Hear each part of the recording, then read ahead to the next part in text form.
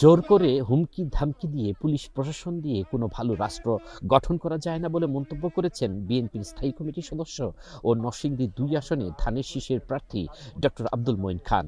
২৬ জানুয়ারি সোমবার বিকেলে নরসিংদী ২ নির্বাচনী এলাকার ঘোড়াশাল দেওয়ালয় গ্রামে নির্বাচনী উঠান বৈঠকে মতবিনিময়কালে তিনি একথা বলেন। এ সময় মঈন খান বলেন, আমরা রাজনীতিতে এসেছি মানুষের সেবা করতে, সামাজিক অর্থনৈতিক উন্নয়নের পাশাপাশি গণতান্ত্রিক উন্নয়নের জন্য।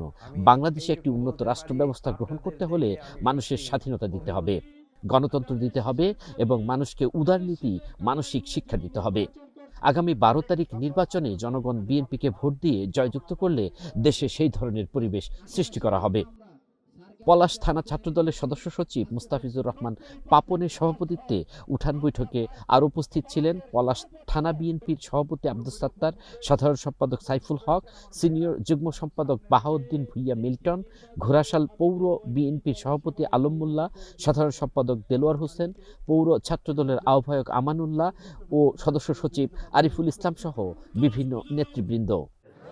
সামাজিক উন্নয়ন, পাশাপাশি অর্থনৈতিক উন্নয়ন এবং পাশাপাশি গণতান্ত্রিক উন্নয়ন, সঠিক গণতন্ত্র, উদারনৈতিক একটি রাষ্ট্র ব্যবস্থা আমরা যতদিন না বাংলাদেশে করতে পারবো ততদিন কিন্তু দেশের মানুষ ভালো থাকবে না।